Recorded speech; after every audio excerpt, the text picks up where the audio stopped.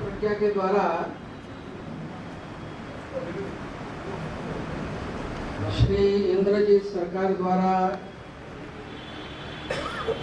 लिखित अमर भारत अजय भारत पुस्तक के इस लोकार्पण के अवसर पर मंच पर उपस्थित पूज्यपाद स्वामी आत्मप्रियानंद जी, आदरणीय कुशल चौधरी जी, नंद कुमार जी, देश भर से आए हुए प्रज्ञा प्रवाह के कार्यकर्ता और सभागार में उपस्थित सभी विद्वत बहनों तथा भाइयों,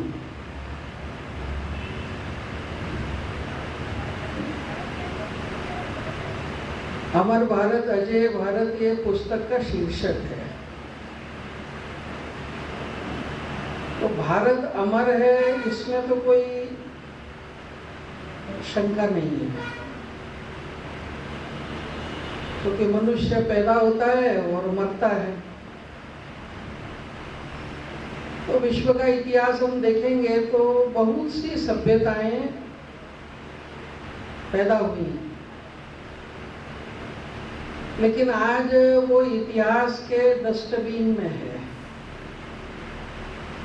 उनके बारे में हमको म्यूजियम में देखना पड़ता है, पुस्तक में देखना पड़ता है। एकमात्र भारत ऐसा है, इसका ये मतलब नहीं है कि भारत में भी मरणासन्न स्थितियां नहीं आई,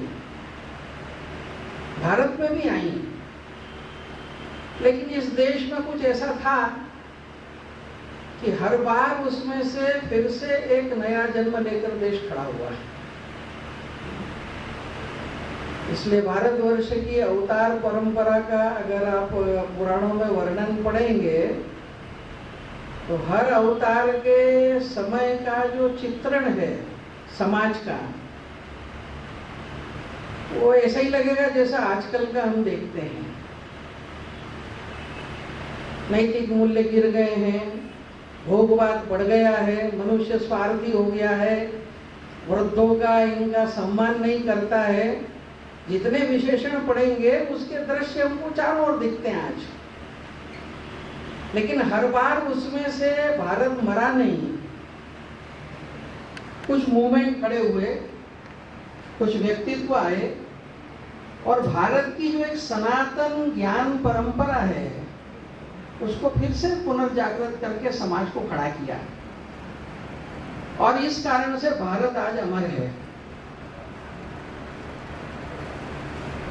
विश्व की सेमेटिक मजहबों के आने के पहले की जो सभ्यताएं हैं, आज भी विश्व में 50-60 ऐसे ग्रुप्स हैं जो बिफोर क्रिश्चियनिटी के हैं। वे समय समय पे मिलते हैं एल्डर्स मीट करके।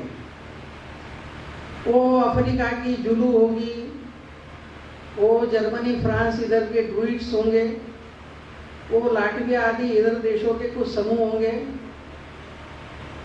इन लोगों की जो ईश्वर के बारे में धारणा है, पृथ्वी के बारे में धारणा है, अपने पूर्वजों के बारे में धारणा है, दूसरे की पूजा पद्धति के बारे में धारणा है, वो अगर थोड़ा हम समझे तो ऐसा लगता है कि ये तो हिंदू परंपरा ही है। और इसलिए एक इन सब पैगन्स परंपराओं का बड़ा गहरा अध्ययन जिसने किया, एक वर्सलुई नाम का एक अमेरिकन संशोधक है, उसने इजिप्शियन मिस्ट्रीज करके एक किताब लिखी, और भी उसकी कई ट्रेडिशंस पर किताबें हैं। उसमें वो कहता है कि ये जो सेमेटिक मजहबों की प्राचीन संस्कृतियां, सभ्यताएं जो आज लिविंग नहीं है, बहुत छोटे रूप में है, लेकिन उनकी बातों को अगर ठीक से आपको समझना है तो वर्सुली कहता है एकमात्र जीवित संस्कृति हिंदू संस्कृति के प्रकाश में आप उसको समझ सकते हैं कि इसका मीनिंग क्या है। और इसलिए आजकल भारत में भी एक 3 साल में एक बार ये सारे ग्रुपों के लोग आते हैं। इसलिए मैंने कहा कि भारत अमर है। लेकिन जो दूसरा शीर्षक है इस पुस्तक का, अजेय भारत, वो होना है, और वो अगर होना है तो उसी में हमारी भूमिका है। इसलिए भारत का ज्ञान क्या है उसमें मुझे कुछ कहने की आवश्यकता नहीं। वो पूज्य स्वामी जी ने और प्राचीन जो ऋषियों की वाणी है और वर्तमान के अंदर स्वामी विवेकानंद आदि सभी ने जो युगानुकूल व्याख्याएं की हैं उसका सार आपके सामने रखा है।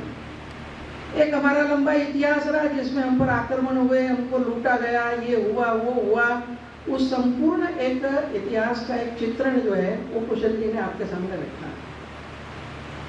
मैं कुछ थोड़ा आने वाले समय में अजय भारत बनाना उस नाते से, और जो बुद्धिजीवी लोग हैं, इंटेलेक्चुअल्स हैं, उनकी भूमिका इस नाते से एक 10-12 मिनट में कुछ अपनी बातें रखता हूँ। स्वामी जी ने जब विवेचन कर रहे थे तब उन्होंने कहा कि ये भारत का प्रज्ञा प्रवाह है,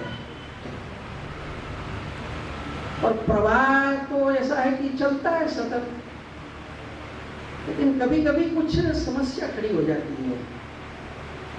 पुराणों में हम सब वर्णन पढ़ते हैं कि बलि के असुर तो था लेकिन बहुत पुण्यात्मा भी था, तो स्वर्ग पृथ्वी सब तरफ उसका राज्य हो गया है। अब क्या करना उसको युद्ध में हरा नहीं सकते, बाकी कुछ कर नहीं सकते, सात्विक है इसलिए, और भगवान भी उसको मारेगा ऐसा नहीं है, तो एक ही रास्ता है। और हम कथा पढ़ते हैं कि भगवान विष्णु जो है वो वामन का रूप लेकर गए और भिक्षा मांगी, और भिक्षा जब मांगी तो शुक्राचार्य समझ गए कि कौन है ये छद्म वेश में ब्राह्मण के, और ये मेरे शिष्य का जो है सब कुछ हरण कर लेगा। तो उन्होंने सावधान किया, लेकिन बलि ने कहा मैं तो वचन दे चुका हूँ। तो वर्णन जो आता है कि उन्होंने कहा 3 भूमि दे दो, उसने कहा ठीक है। अब ये देने के का जो संकल्प करना पड़ता है, तो पानी का जल लेके उसका प्रवाह जो है वो छलनी के अंदर डालना है, जिसे प्रज्ञा का प्रवाह स्वामी जी ने कहा। तो जल जैसे बलि ने उस छलनी में डाला तो जल ऊपर से तो छलनी में आया, लेकिन नीचे परकुलेट ही नहीं हो रहा है। क्यों? क्योंकि शुक्राचार्य फंस गए उसमें बीच में आकर के। इस कथा को कहने का मेरा इतना ही तात्पर्य है कि वर्तमान युग में स्वामी विवेकानंद ने भारत की सनातन ज्ञान परंपरा को आधुनिक वैज्ञानिक व्याख्या के साथ रखा। एक एक शब्द अगर पढ़ेंगे तो भारत की संस्कृति, भारत की परंपरा, भारत का गौरव, उसके बारे में कितना अभिमान होना चाहिए। लेकिन आज की युवा पीढ़ी देखेंगे, आज के इंटेलेक्चुअल्स देखेंगे तो परकोलेट नहीं हो पाए वहां। क्यों? ये बीच में शुक्राचार्य फंस गए। तो मूल आज की सबसे बड़ी समस्या है कि जो विष्णु कहते हैं कि विष्णु ने पहला काम किया कि उस जाली में से एक तिनका डाला तो शुक्राचार्य अंधे हो गए, चले गए वहां से। ये शुक्राचार्य जैसे ही निकले वैसे ही प्रवाह नीचे चला गया। भारत को अजेय बनने में कोई रोड़ा नहीं है, रोड़ा ये है। और वो रोड़ा कौन सा है? तो जिनके नाम से अपने यहाँ पर एजुकेशन का कमीशन बना, जिनके सुझाव अगर लागू हो जाते तो आज भारत क्या से क्या हो जाता। वो डीएस कोठारी, बड़ा प्रसिद्ध है कोठारी कमीशन। कोठारी कमीशन की सिफारिशें अगर सारी लागू होती तो आज स्कूल, कॉलेज, बच्चे सब भारत की इस तत्व ज्ञान की परंपरा से परिचित होते हैं। तो वो देश में जब कभी घूमते थे डीएस कोठारी, तो इंटेलेक्चुअल की सभा में एक मजेदार वाक्य बोला करते थे। वो कहते थे कि भारत में इंटेलेक्चुअल की कमी नहीं है, बहुत विद्वान है। अर्थशास्त्र में, राजनीति शास्त्र में, भौतिक शास्त्र में, रसायन शास्त्र में, फिलॉसफी में, व्याकरण में, हर चीज के अंदर इंटेलेक्चुअल की कमी नहीं है, लेकिन प्रॉब्लम क्या है, बोले भारत के इंटेलेक्चुअल का ग्रेविटेशनल सेंटर भारत से बाहर है। एक वाक्य कहते थे वो, the gravitational centre of Indian intellectuals out of India, वो यूरोसेंट्रिक है। इसलिए गलती इंटेलेक्चुअल की नहीं है। आप जिस ग्रेविटेशनल सेंटर में रहते हो, वैसी वेशभूषा पहनते हो, वैसी भाषा बोलते हो, वैसी वैल्यूज अपनाते हो, वैसी हेलो हाय करते हो, हर चीज वैसी होती है। उसमें गलती किसी की नहीं है, गलती है आपका ग्रेविटेशनल सेंटर वहां है। विवेकानंद जी से लेकर के अरविंद आदि ये सारे जो महापुरुष ने आकर के भारत की इस ज्ञान के प्रवाह को फिर से जागृत किया। क्यों किया? ये जो ग्रेविटेशनल सेंटर यूरोसेंट्रिक हो गया था, इसको भारत सेंट्रिक करना।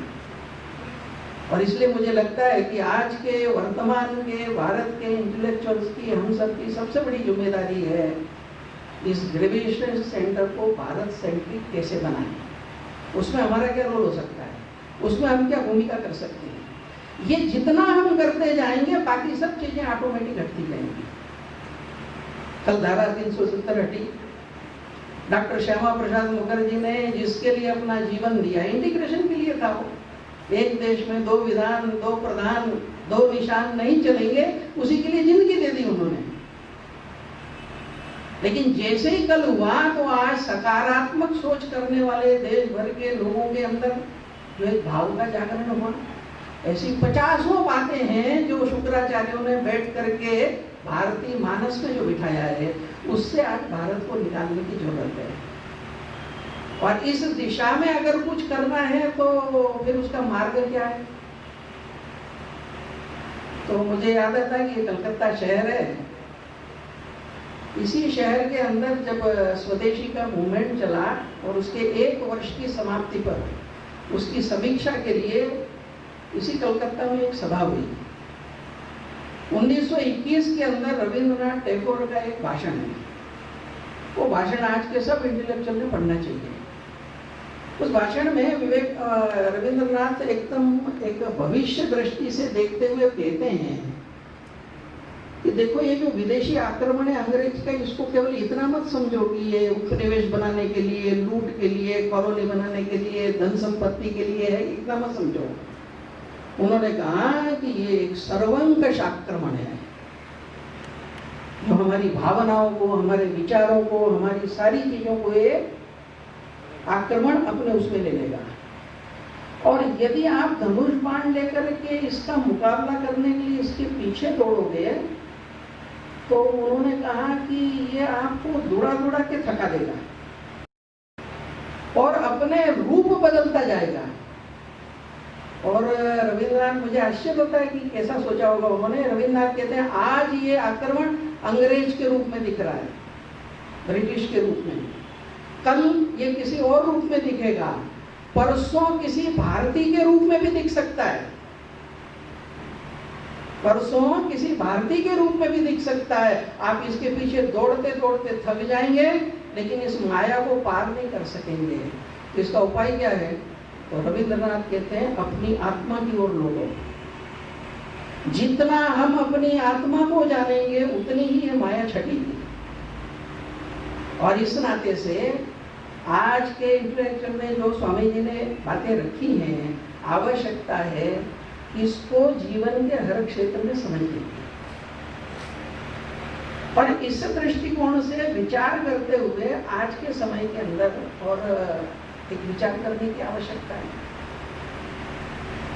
आज हमको आने वाले समय के अंदर इसको अगर करना है तो केवल फिलोसॉफिकल रूप में नहीं, वह जो फिलॉसफी जीवन में व्यक्त हुई, उसका जो एक स्वर्णिम इतिहास है, उस समग्र इतिहास से आज की पीढ़ी को परिचित कराने वाली सामग्री का निर्माण, ये एक बड़ी चुनौती है। नोबेल लॉरेंट वीएस नाइपाल भारतीय मूल के ही थे, नोबेल पुरस्कार मिला। उसके बाद एक बार वो भारत आए। भारत आने के पहले साउथ ईस्ट एशिया की यात्रा करते हुए आए, और साउथ ईस्ट एशिया में जब उन्होंने देखा कि भारत के बच्चे को पता नहीं, लेकिन यहाँ पर कंबोडिया है जहाँ 12वीं शताब्दी तक संस्कृत राजकीय भाषा थी, 6th सेंचुरी से 12th सेंचुरी तक। जहां विश्व का सबसे बड़ा विष्णु मंदिर अंगकोर वाट है, तो विश्व का सबसे बड़ा शिव मंदिर परिविहार है। लाओस में जाएंगे तो वहां का लिंगराज पर्वत जिससे पानी गिरता है, और वो जब मेकान में मिलता है तब मेकान गंगा जैसी पवित्र होती है। वियतनाम के अंदर आप होचिमिन सिटी के आगे जाएंगे तो वहां आज भी शिव के अनेकों मंदिर हैं। डॉक्टर रघुवीर कहा करते थे कि इन देशों के अंदर हाईवे से थोड़ा सा नीचे उतरो तो सैकड़ों सदियां आपके सामने अपना द्वार खोल देगी। ये सब भारत की संस्कृति की यात्रा है। तो नायपाल जब दिल्ली आए तो दिल्ली में इंटेलेक्चुअल इकट्ठे हुए, तो उन्होंने कहा देखो सबसे बड़ी जो प्रॉब्लम है आज, कि सारे विश्व और आज की जो युवा पीढ़ी है वह भारत को जानती है पिछले 200-250 साल के अंदर भारत के और बाहर के लेखकों ने भारत के बारे में जो लिखा है उसके आधार पर। भारत का समाज क्या है, यहाँ की कस्टम्स क्या है, यहाँ का इतिहास क्या है, ये 200-250 साल में जिन लोगों ने लिखा उन्हीं की नजर से भारत की आज की पीढ़ी, आज का इंटेलेक्चुअल्स जानता है। और वो उन्होंने कहा कि मेलाफाइड इंटेंशन से लिखा गया है, इसलिए भारत के बारे में कोई गौरव का भाव पैदा नहीं होता। पर पिछले 2000 साल के अंदर जो भारत के बारे में बाहर के भी ट्रेवलरों ने लिखा है, उसका संकलन करके एक बार देश के सामने लाना चाहिए कि भारत क्या है। और जब इस तरह का उन्होंने सुझाव दिया तो लोग इकट्ठे हुए, सारे रिसोर्सेज इकट्ठे किए गए, और 600 BC से लेकर के 1880 तक 300 से ज्यादा जो ट्रेवलर, पुर्तगीज होंगे, स्पेनिश होंगे, चाइनीज होंगे, अरब के होंगे, सेंट्रल एशिया के होंगे, जर्मन है, फ्रेंच है, इन सब ने जो कुछ कहा है उसका एक कलेक्शन 4 वॉल्यूम्स में निकाला, इंडिया देशा, भारत जैसा उन्होंने लिखा। वो अगर आप पढ़ेंगे तो यहाँ का समाज, यहाँ का ज्ञान, यहाँ का चरित्र, यहाँ का बिहेवियर, ये हिस्ट्री या फिलॉसफी का विषय नहीं है, ये प्रैक्टिकली जो उन्होंने घूमते हुए देखा, अनुभव किया, उसका विवेचन है। और इस नाते से मुझे लगता है कि आज की जो एक सबसे बड़ी आवश्यकता है कि आज का अपना इंटेलेक्चुअल इन चीजों के संदर्भ में जाने, आज की दुनिया को भी जाने। दुर्भाग्य से एक विचित्र परंपरा इस आत्मस्मृति के कारण देश में आजादी के बाद से पनपी कि जो इंटेलेक्चुअल वेस्ट को जान लेता है उसके मन के अंदर भारत के बारे में घृणा हो जाती है, भारत की कोई चीज अच्छी नहीं लगती उसको। मुझे लगता है कि ऐसे समय में इंटेलेक्चुअल को स्वामी विवेकानंद से प्रेरणा लेना चाहिए। स्वामी विवेकानंद वेस्ट को जानते थे, बहुत अच्छी तरह जानते थे, डीपली जानते थे। जितना उन्होंने एनालिसिस किया है उनकी मानसिकता का, उनकी प्रकृति का, उनकी अच्छाइयों को भी उन्होंने कहा जो आज की होगी, लेकिन उनकी जो वीकनेस है जो भी जानते थे। लेकिन भाव कैसा होना चाहिए, मैं एक ही घटना आपके सामने रखता हूँ। जब शिकागो की वक्तृता के बाद सारी दुनिया के अंदर जय जयकार हुई, 4 साल घूमे वो,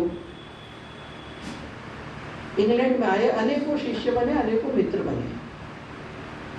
जब अपनी इस यात्रा को पूरी करके 1960 तक भारत के लिए जब रवाना होने लगे, तो जहाज पर उनको छोड़ने के लिए वो मित्र शिष्य सब आए। जब स्वामी जी जहाज पर चढ़ रहे थे तो एक उनके मित्र ने कहा कि स्वामी जी, कि 4 साल तक, उसने 3 शब्द प्रयोग किया, कि 4 वर्ष तक आपने glorious, victorious and powerful west का जीवन जो देखा है, इसके बाद आपके मन में अपनी मातृभूमि के बारे में क्या धारणा है? जो आजकल प्रश्न खड़ा होता है ना, इतना सब कुछ देखा आपने, उसके बाद आप अपने देश को, अपने देश के लोगों को, अपनी धरती को क्या समझते हैं?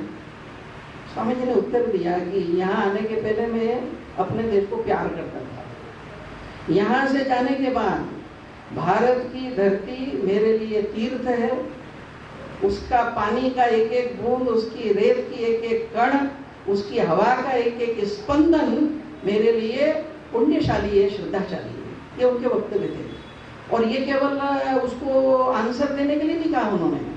आप सब पढ़ते हैं कि जब वो जहाज कोलंबो में आकर के लगा है और उस समय भारत एक था, तो स्वामी जी उस जहाज से उतरने के बाद उस धूल में लौट के धूल को अपने ऊपर डालते हैं। इतने साल में वहां रहा, वहां के विकृति के संस्कार मेरे अंदर कुछ आ गए होंगे, तो इस धरती की पवित्र धूल अपने ऊपर डालकर मैं पवित्र हो जाऊंगा। लेकिन आज प्रॉब्लम हो गई कि कोई इतना घूम के आ जाए तो उसके बाद तो यहाँ की हर चीज उसको अटपटी लगने लगती है। आज के इंटेलेक्चुअल को ये समझने की आवश्यकता है। बहुत सी बातें बहुत लोगों ने कही, लेकिन आर्टिकुलेशन करने की आवश्यकता है आज। और इस नाते से, और लागू कब होगा अलग विषय, लेकिन हिस्ट्री जो है उसका कोई एक बैलेंस्ड प्रारूप आज इंटेलेक्चुअल्स को मिलकर बनाने की आवश्यकता है। आज का हमारा एंशिएंट और मिडिवल और मॉडर्न के अंदर मुगल सल्तनत के सैकड़ों पृष्ठ पढ़ते हैं, और चंद्रगुप्त मौर्य का 3 लाइन में वर्णन आ जाएगा। चोल राजा, आज कंबोडिया राजा राजेंद्र चोल का 1000वां वर्ष हो रहा है। कंबोडिया ने गवर्नमेंट लेवल के ऊपर राजा चोल का मूर्ति लगाया है। अभी की बात है, हमारे यहाँ जितने लोगों को पता है। और इस नाते से मेरा इतना ही कहना है कि जब हम कहते हैं इंटेलेक्चुअल्स का आज के समय के अंदर रोल, तो इस परिवर्तन की प्रक्रिया के अंदर न केवल हिस्ट्री बल्कि सोशलॉजी, एक पूरा फैब्रिक खड़ा कर दिया है सोशलॉजी के स्ट्रक्चर के अंदर कि ब्राह्मण मानो खलनायक है, विलेन बना दिया उसको। जितने आप रिसर्चेस देखोगे वेस्ट से आज तक के, तो मानो ब्राह्मण जाति जो है यही है। क्यों? गलत इंटरप्रिटेशंस, गलत व्याख्याएं। आज आवश्यकता है कि भारत का जो समाज जीवन था उसको पश्चिम की दृष्टि से न देखें। उनका तो एक रीजन समझ में आता है।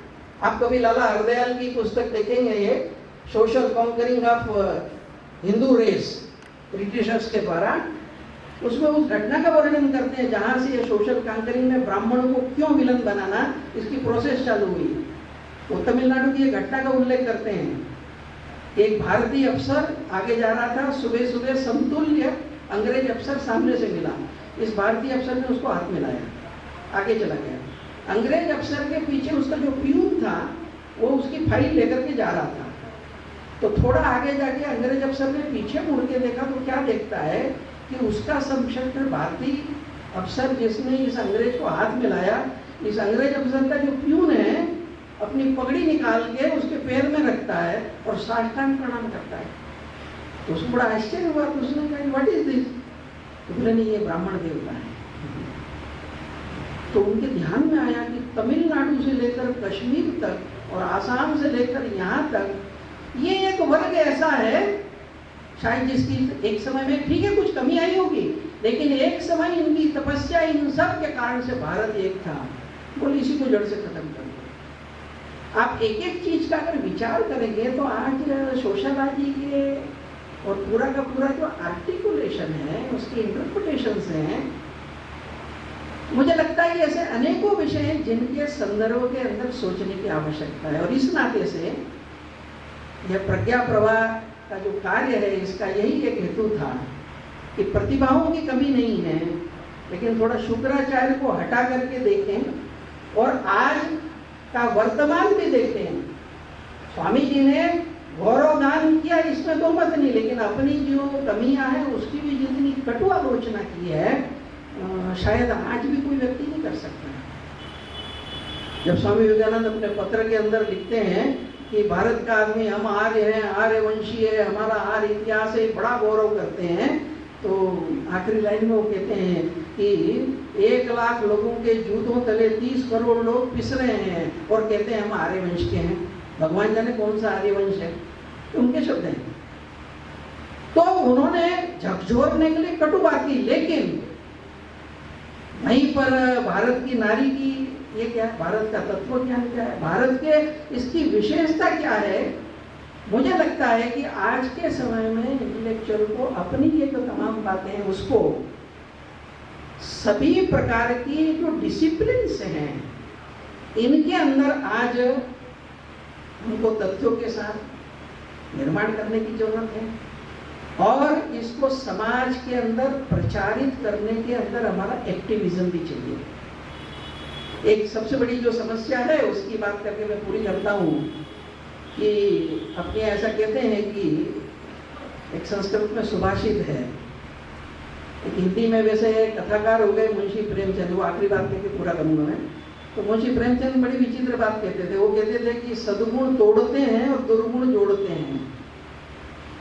और फिर मजेदार व्याख्या करते थे वो, ट्रेन में जा रहे हैं और कोई तंबाकू खाने वाला हो और दूसरा जो बिल्कुल जानता नहीं है, कोई लेने देना नहीं है, वो भी तंबाकू खाता लेकिन है नहीं उसके पास। तो जब वो किसी को बनाते देखता है तो वो आके जब कहता है कि भाई साहब जरा, तो ये जो व्यक्ति है इसको हार्दिक प्रसन्नता होती है कि वाह कोई आया अपना मित्र, तो उसको प्रेम से देता है वो। कोई शराब पीने वाला होगा, एक और पियक्कड़ आ जाए तो उसको आनंद होता है। कोई पत्ते खेलने वाला हो, दूसरा पत्ता वाला, उसको आनंद होता है। लेकिन एक प्रसिद्ध कवि के पास दूसरा प्रसिद्ध होने वाला वो आ जाए तब क्या होगा? तो एक संस्कृत में, और ये केवल मुंशी प्रेमचंद ने नहीं कहा, तो एक संस्कृत में एक सुभाषित है कि ना गुणी गुणिनम वेत्ति। जो गुणवान नहीं है, भगवान ने जिसको प्रतिभा नहीं दी उसको तो सहज जहाँ कहीं भी प्रतिभा देखता है तो बड़े श्रद्धा से नमस्कार करता है। ना गुणी गुणिनम वेत्ति गुणी गुणीषु मत्सरी। जो एक गुणवान है वो दूसरे गुणवान से मत्सर करता है।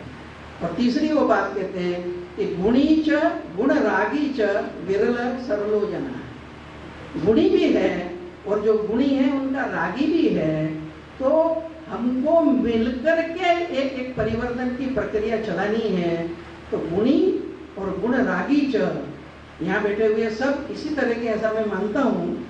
तो कुल मिलाकर प्रज्ञा प्रवाह का यही एक प्रयत्न है कि भारत के ज्ञान परंपरा, भारत हमारे, इसमें कोई दो मत नहीं है, लेकिन भारत को अजेय करने के लिए ये जो ज्ञान का प्रवाह है, ये प्रवाह जो शुक्राचार्यों ने रोक रखा है, उनका भेदन करके और इसको हम संपूर्ण भारत के अंदर व्याप्त करें और आने वाले 10-15 सालों के अंदर एक ग्रेविटेशनल सेंटर इंटेलेक्चुअल जो भारत से बाहर चला गया था उसको यहाँ पर ला सके।